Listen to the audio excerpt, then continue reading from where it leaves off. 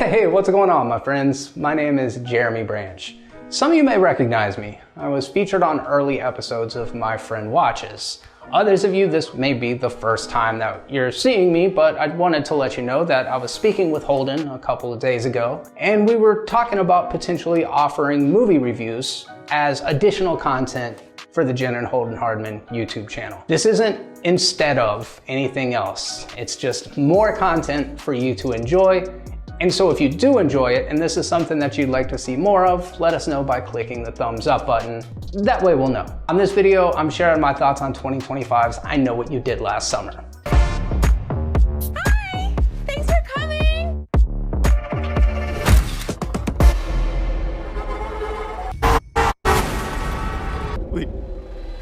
Wait, stop!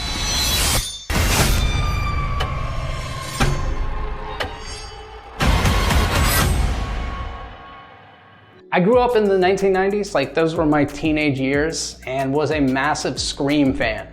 So in 1997, when I Know What You Did Last Summer was released, I think a lot of people were excited about checking it out. After all, we were in the beginning of the slasher film renaissance after the release of Scream. At least that's what we thought. And then I went and saw I Know What You Did Last Summer, and I remember coming out of it and just thinking like, well, that was not as good as Scream. I'm very surprised that anyone thought that it merited a legacy sequel 30 years later. Like seriously, who was asking for this movie? I'm sure there's like, I don't know, 20 people out there that this just really hit every note perfectly, but it's not like Star Wars or, 2018's Halloween where this storied legacy with a franchise that spans decades and inspired generations of people. There was 3 of these movies and none of them were very good, and I can't imagine there are too many people out there that were like rewatching them often. When The Force Awakens was released and people saw the Millennium Falcon for the first time on the big screen since their childhood, or maybe they'd never seen the Falcon on the big screen, it connected with them emotionally. They got the feels, they were nostalgic. I can't imagine too many people getting that feeling when they see the same float that was in the beauty pageant in the 1997 I Know What You Did Last Summer. I don't know, maybe I'm wrong. Like, the movie harkens back at multiple times to things from the original movies, and I'm not like, oh man, chills. I can't believe that, it's like, who cares? I can't imagine many people do. So anyways, about the movie. It stars Chase Lou Wonder, who you may recognize from Bodies, Bodies, Bodies. She's also in the Fantastic Apple series, The Studio. If you haven't watched that, definitely check it out. That's a recommendation. It also stars Madeline Klein, who is featured in Outer Banks. And then we have the long-awaited return of Jennifer Love Hewitt and Freddie Prinze Jr. to these just incredibly iconic roles of what's her name and what's his name. I don't even know what the characters' names are. It was nice to see them back. You'd think after so many decades of being like a professional, you'd be good, but no such luck. Oh, the performances are so bad. Maybe it's the director's fault. I don't know. I don't like to crap on people. The script's not doing anybody any favors, but I will say that like Chase Lou Wonder, the star of the movie, she does a really good job carrying it and is able to elevate really bad dialogue and make her a character you almost end up rooting for, like despite all odds. So the story goes like this. There are several very attractive, very successful 20-somethings who just have it all, The future is bright for these perfect people. And they all get together for 4th of July celebration. They're gonna go watch the fireworks at their favorite spot to watch the fireworks. This is where they've always watched the fireworks. Can't wait to see where it is, right? So they get in their car and they drive really erratically to the middle of this road.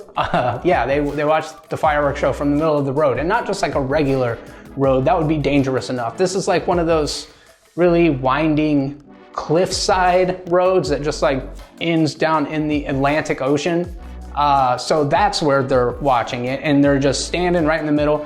And you would think things would be totally fine, like what could possibly go wrong, but something goes wrong. There's this car coming around the bend and it goes over the edge. And instead of doing the right thing and making sure that the person gets help, they decide to use their privilege to cover it up and just try to move on with their lives.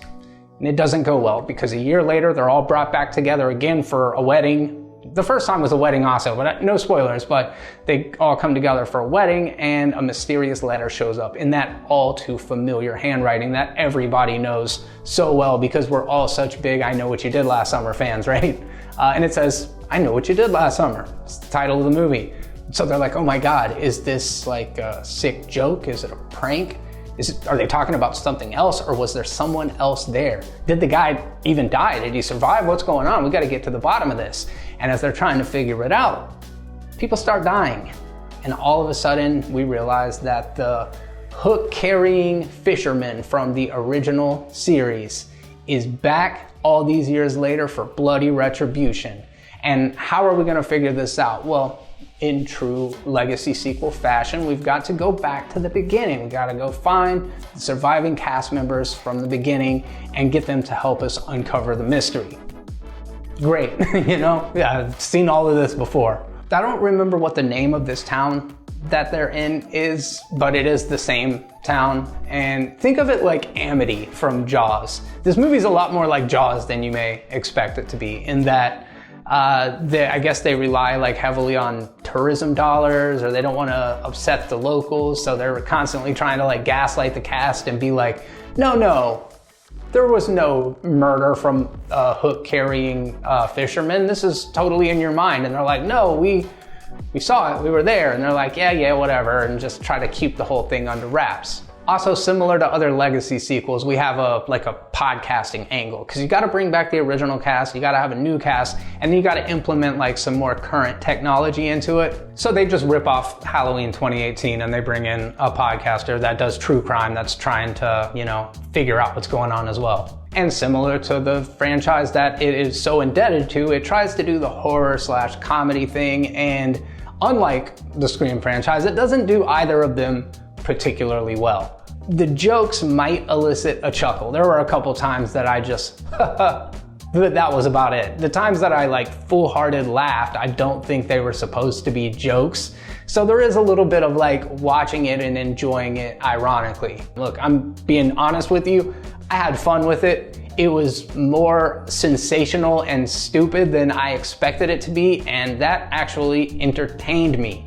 I'm not saying it's gonna work for everyone, and that's why I can't give it like a wholehearted recommendation, but despite myself, I had fun with it. So again, I ask, like, who is this movie for? Well, diehard fans of I Know What You Did Last Summer, sure.